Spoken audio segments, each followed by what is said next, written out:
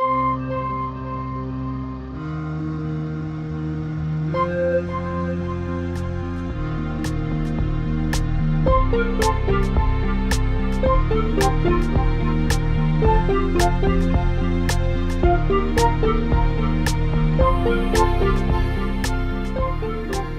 to ADRRN Dialogues, where we explore the people and ideas shaping disaster resilience across Asia.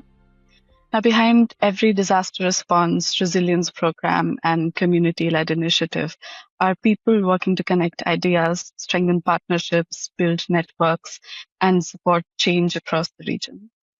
In this season, we're sitting with members of the ADRRN Secretariat to unpack the ideas, experiences, lessons, challenges, and perspectives that shape their work and the future of disaster resilience in Asia.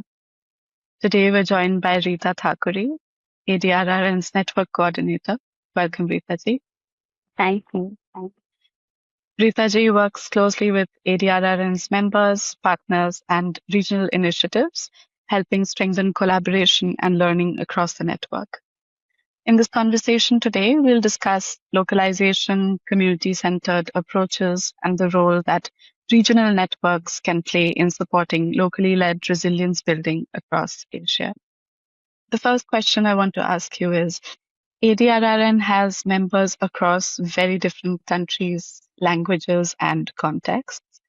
Now, what keeps everyone connected? How do you drive this collaboration across the vast region that is the Asia Pacific? Yeah, thank you, Prithvi, and thank you for this question as well, and this opportunity for me to share more about ADRRN membership and wider work it has been doing in the sector. ADRRN is a network of civil society organizations that are local and national organizations working on disaster risk reduction. And currently, as we talk, we have 107 members across 18 countries. That's spanning from East Japan to West Asia, Yemen and Iran, and also at Pacific up to New Zealand. And majority of membership are from South Asia. But when you ask me about the driving force, it's not an individual, but a common mission of making Asia resilient. That is keeping everyone binding together and connected in ADRRN. And ADR is a very much member-led network, and Secretariat only plays the role of facilitator. And I'm proud to say that it's a member-led network. We have a common mission and goal that is to come all together as a network and a joint force, I would say. Of course, the conversation is aligning with our work and the context that is ongoing at the moment when we all met. The context, the challenges, the opportunities, the solutions. These are all the topics that we talk and discuss in all kinds of meetings and this global regional events that we meet up. But I found the exceptional things that happens in ADR and when we meet in our annual meetings and everyone in the room can feel that is a harmony and a mutual respect that having within this ADR and fraternity, all the members having expertise, different thematic contribution they do in disaster risk reduction, but again, having that mutual respect and sense of complementarity, not a competition, is very different, I find, in ADRN. And for example, if one disaster happens in one of the member countries, the other members from other part of the country that immediately reach out to the members to support from their different capacity and different expertise. And the collaboration happen instantly. And even sometimes we do as a secretariat support that process, but most of the time it's member to member connection that happens instantly.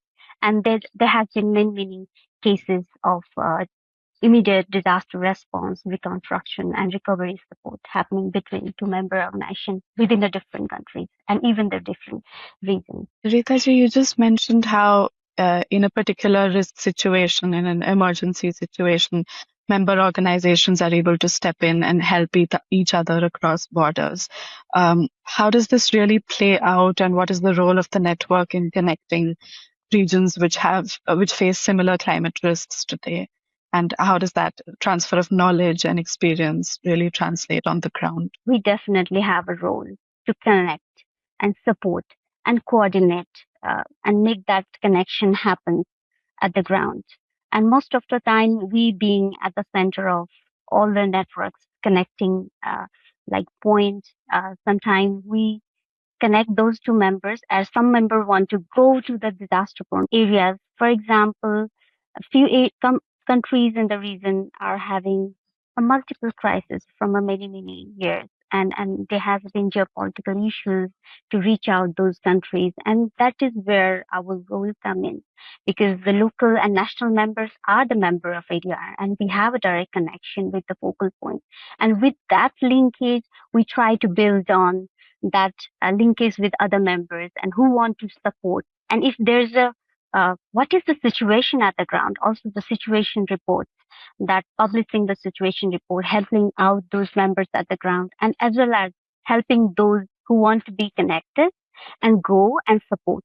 We play a bridging role on that part, but at the same time, we also try to connect with the possible funding opportunities if there is, and across our regions, and where both executive members and secretariat a role comes across. You work with networks. This is the core part of how your role at ADRRN about bringing these member organizations together and supporting them. What has surprised you most about the power of regional collaboration? Yeah, ADRN is also known as the civil society voice of Asia. When we say civil society organization, it's a local and national organization working in disaster risk reduction. When I say ADRN, it's its members. It's about its members. It's not ADRN secretariat alone. It's always about the members. And what I see, I amaze is their work at the ground. There have been year-long investment. They have built that trust, not only with people at the ground, but also with the government at local and national level. They have built a relationship with the multiple stakeholders. They are partners, donors, scientific communities, and all the relevant respective stakeholders have been in touch. They work with government, they help on policy building. At the same time, they also help to implement those policies at the grassroots by segregating it in a very small activities. They also work with academics, and they connect those help to connect that science with the people, with simplifying those very technical scientific things into a very simple activities, simple training methodologies and curricula also. And they also work with those donor and international organization and connect them at the ground with the funding resources and for the knowledge and capacity. And it's again the sharing and co-learning. We must acknowledge the existing capacity and knowledge at the ground. Community are capable enough, but coping with the disaster, coping with this climate change, we are just working together. It's a collaboration we do, and the collaboration that the civil society works at the ground together with all the stakeholder, and still keeping the community at center of its actions and decision making. And that is the amazing work, and I cannot get enough of how much I can elaborate this, but that is the real strength, and that is the real work we all should be doing in the sector. Yeah. I think you've beautifully captured how it's not just the member organizations, it's not just the organizing committees who are important to how a network functions, but the larger framework of all of the various stakeholders involved, the government, donors, funding, communities, individuals on the ground who come together to make disaster resilience a reality now and in the future. What do you feel would make the difference between a consortium that genuinely collaborates, like you just mentioned, and one that is just formally structured but functionally fragmented? What is some advice that you could give from ADRRN? Yeah. We largely now advocating for this locally led, community led adaptation or activity. And we are actually challenging as well as fighting for the space of community at the same time local and national organizations. They who are working very closely with the community and this diverse stakeholder in the sector. And saying that the traditional mindset, the traditional top-down approach is something I would say a fragmented collaboration. There's no collaboration at all. The one-way decision making, the one-way like project management or controlling mechanism could not bring the collaboration in the sector. And this has been the case for a longer time. And there has been a debate, there has been a fight, there has been a long term like discussion on localization and grand barricading. This all come across because of that. And the one that works is of course the bottom up participatory approach. There should be an equal and respectful partnership between the all the partners. The donor and the international partner is not above somewhere, and local and national partner and community is not down there. It's all together. We need to all work together and give that space and respect, having that mutual respect and giving the equal partnership is something we all need to promote and prove with our actions that we truly believe in localization. Absolutely. Ritaji, when you talk about localization, can you help us understand what is the distinction between localization and locally led approaches when it comes to the disaster risk and resilience space? And why does it matter for how organizations and networks like ADRRN do the work that they do? Yeah, actually, in a broad sense, if you say it's the same, the aim is same. Either we say localization or locally based. But in terms of terminologies, like if you say localization, it's so broad, so vague, and if I have to be blunt, it's so manipulative. I would say people, organization, and system they can manipulate the word and turn this out. This is localization in different ways. However, it started with a debate having equal partnership, equal rights on the funding and decision making of local and national organizations in the sector. And that was a right move, 100%, because the local and national organization has been working on the ground very, very in the reality. And they have been the connecting force of the sector. But for that, the space, this localization agenda has been came up. And as in some positive state, I would say the alternative funding model has been introduced, like pool fund, seed funds, where local and national organizations have a direct approach and accessibility to the funding. At the same time, I also witnessed few of these changes in the international organizations working modality. They are turning their national offices into national chapters, and many of the countries they have registered as national offices. And few still do not allow them to register at national organization, but have that MOU with the government as a national chapter. And they also and there's a like decision maker position held by those national at that national international organizations, national chapters. That's also something positive, I would say. But contrary to that, the having a local national member at the decision making would not make that significant difference unless the the approach would not change.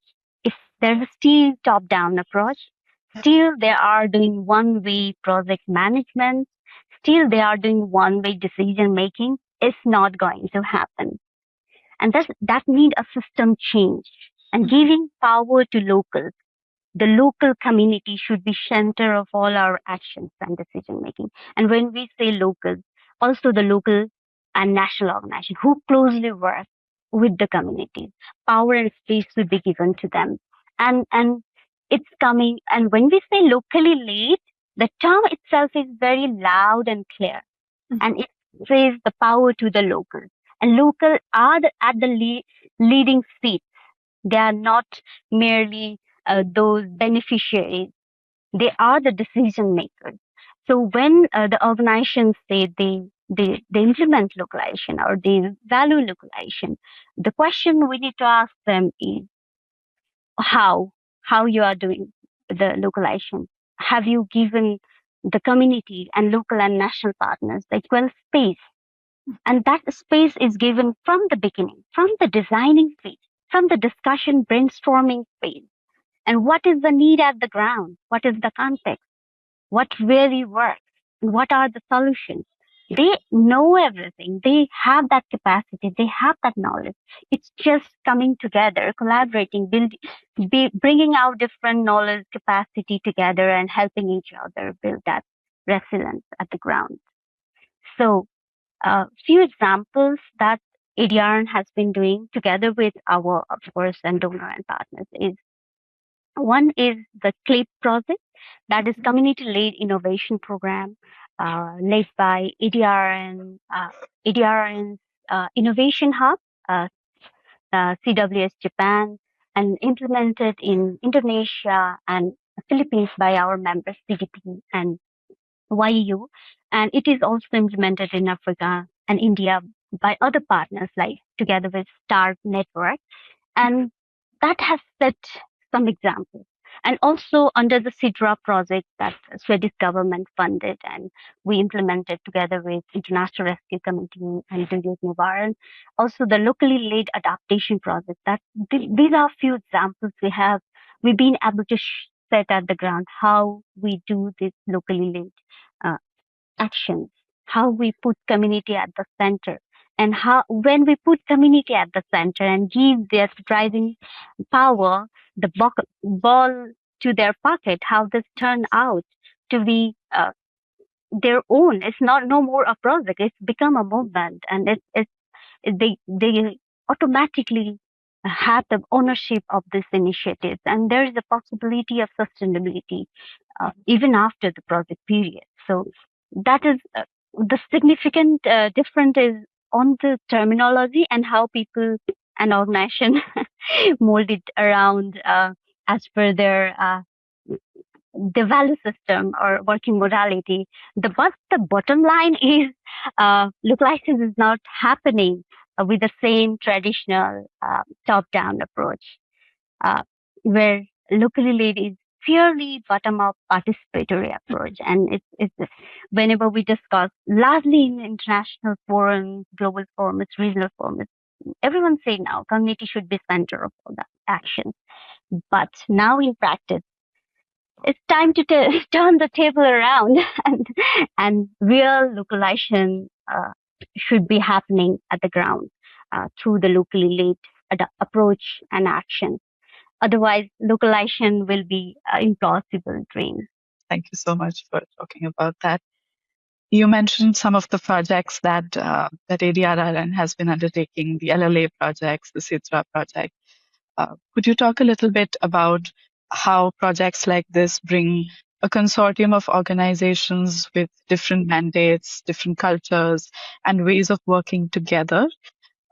What are the genuine opportunities of working this way, and what could be some of the tensions that people don't always talk about openly when it comes to bringing a network of organizations together in this space?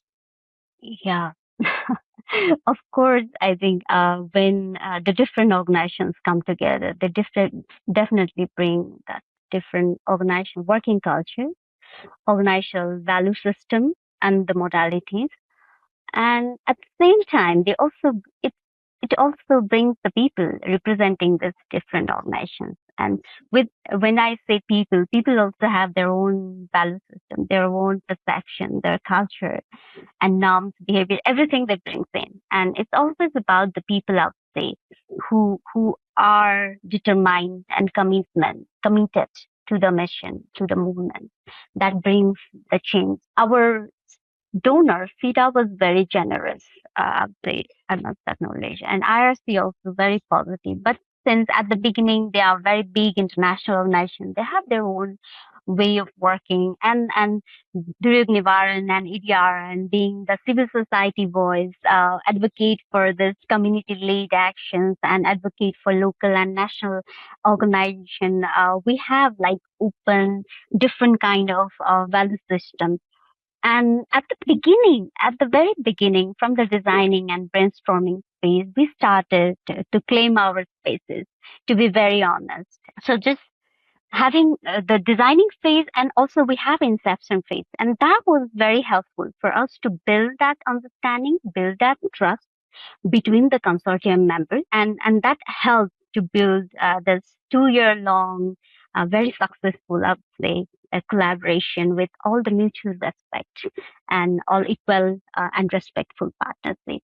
And it was now it's a very successful, and I would say a joint force. Became Sidra has become a joint force of two different organizations coming up together. And at the beginning, everyone has brought different thematic like priorities. For ADR, it was locally led adaptation, and for Durdev Nivar, it was gender equality and inclusion. And whereas for IRC, it's more about the protection, and even working together, finding out our common areas. Where Duryog and ADR from the beginning, we have the very common areas and collaboration and mandates are very clear. We find ways to bring those different elements together in our action, all different actions also. But at the same time, we also form the different discussions, even during this 2 years course, when we invite the expertise of different organizations to share their work, share their experience from the ground, and also their knowledge and their different ideas, how they work at the field with the live examples. And that is how it worked. It started with that trust building and mutual respectful partnership, and that has opened up like the ground for very successful partnership. Thank you so much for highlighting this. Um, how do you sometimes build that trust between international and regional or local organizations when power imbalances do exist? It's about the people who are engaged and who are representing this collaboration. It's largely dependent on them, how positive they are to accepting the differences and respecting the differences. It's start from there, and it's not that one individual or one organization can do that. All the partners should have that respectful, should be able to respect the differences we have. At the same time, the strength the other partners have, and automatically when you start with the respect, the trust will build and the collaboration will start. And that's the point, I would say. And it's all about all the strengths. All organizations bring different strengths, of course. They have different footing, different stage, different value system, and that need to be respected. Ritaji, what is one thing that you've seen work in this region of Asia that deserves a lot more attention globally?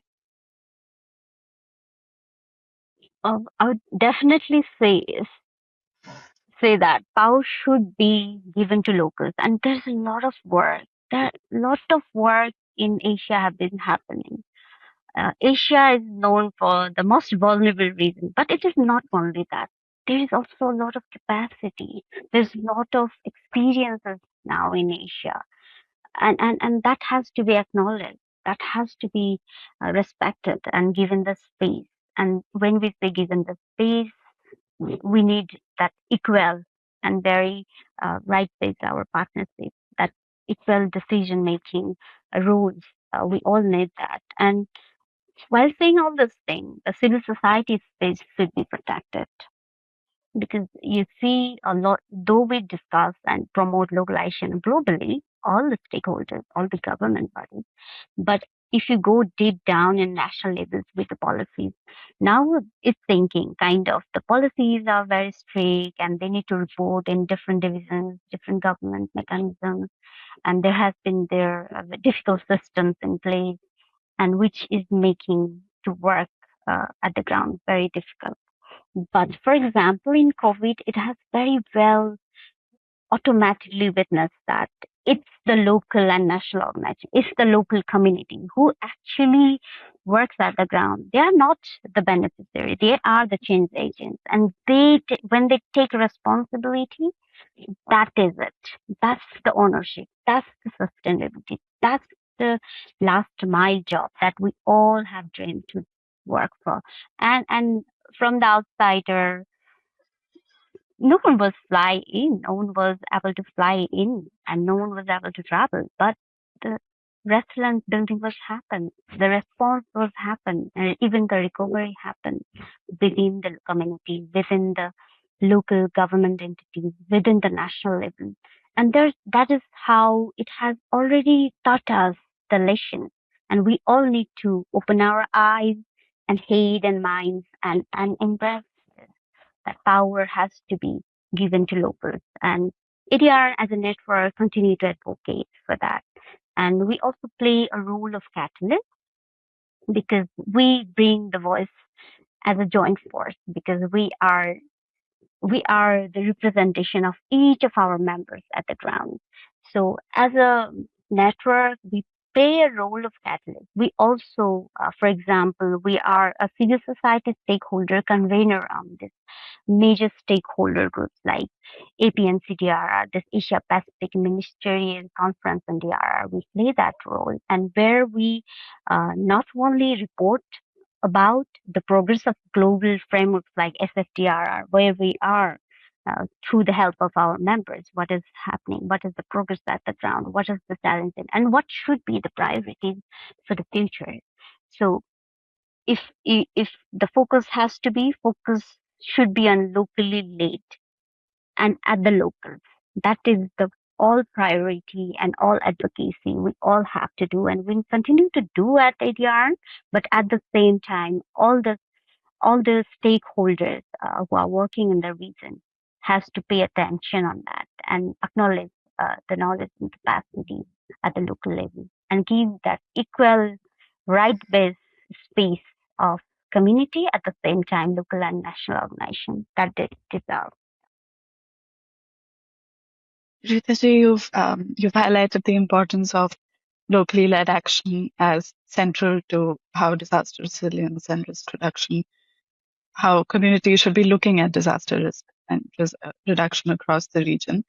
But if you had to name the single most important shift that the Asia Pacific humanitarian sector needs to make in the next 5 years or 10 years, what would it be? They are, though we said there's some full funding and they are helping for the accessibility of direct fund to local partners. But still the due diligence mechanism, it's not simple enough. And making that due diligence simple enough is some priority as part of this locally linked process. We did that. We did that with our methods because that shows the trust, how much trust you have with your local and national partners who are working at the ground. And if you build the system difficult, they won't get access to the funding or the opportunity. And to making it simpler is the way to build the trust. And and that way, when they have the access to the funding, they have the access to decision making, they have the access to the power of decision making, and doing what actually need at the ground, not on the decided somewhere else, and they are just merely the implementer or beneficiary, but they are the one who decides, who implements, and who owns. So there's a lot of things, due diligence, uh, uh, but all at the gist is giving power to locals. I would say giving power to local is the thing we all need in the sector. It would be wonderful if you could share a moment in your experience where you've come across how how giving that power to a local community really transforms the space of disaster resilience? Under the SIDRA project, we have implemented 6 locally led adaptation projects in India, Nepal, and Indonesia. And one of the project in Nepal, that was Maithili Water project focusing on water management, have implemented in Janakpur district. And we are able to go in a field and meet those community members also. And interestingly, there is also the social like phenomena exist in various part of the country, and the area where the project is implementing have like caste-based discrimination at the very high level, and there the project was focusing on one of the area where the marginalized community exists. And there is, though they have this water tube well facility, last year we have a drought in Nepal, many parts of the Nepal, including the project area, and the community struggle a lot for drinking water, the everyday water, including drinking and the wash and everything. And that time they only have 2 water tube well that was in the area of upper caste community, and they have to struggle to get the water every day, like hours and hours they have to line up. And apart from that struggle, they have to face the discrimination. Since we say locally led, we have a mandate that the our members must consult with communities before designing the project, and even they should be part of the project throughout. So when drought comes in, community member ask our local partners, our local team members that have this meeting, they have discussion, and they ask, now at this moment we need water, we need you do well, and that is our necessary at this moment. And after that, our partners, our members will come back to us, and they share this context at this country, and they ask for modification and the changes in the project. And we are very open. We say we are promoting local aid, and this is the best example. And throughout some procedural changes on work plan and budget, we did that. Most importantly, the marginalized community in the area has their first well at their areas, and that is um, more about their dignity. It's more about just water. Uh, it's more about the respect they have got back. I mean, uh, that is something very close to our heart. And when I go to the community, meet with this women, and mostly they are women leaders. Even that process led by the women in the communities, because they are the runners of the family, and they also know what they need at their communities, and they lead this process together with local partners. And that is how the changes happen when we give the power to the locals, when we are building resilience of the community, when are focusing on disaster risk reduction, community resilience, and also humanitarian response we do whenever there's disaster happens in the areas. But community are not only beneficiary, we all have acknowledged that, but in real action, let's do that. Let's prove that. And I invite all our international partners, donors, to please self-reflect on your organizational procedures, on your value system and your principles. And let's work together. Let's join hands to build true locally led resilience building. Absolutely. Thank you so much, Rita ji, for joining us on ADRRN Dialogues today and for sharing your perspectives on localization, on collaboration, and the roles that a network can play in supporting community-led resilience across the region. I think this conversation has highlighted both opportunities and challenges of bringing diverse organizations together around a shared purpose, a shared value system, Your reflections have really reminded us that meaningful change requires, first and foremost, a foundation of trust, respect, and partnership, which then allows for the willingness to center communities in decisions that affect them directly, placing communities at the center of climate risk reduction, climate change, climate resilience. And thank you once again for sharing your experiences and helping us better understand what the value of collective action across the region looks like through ADRRN's work. Thank you so much, Rita.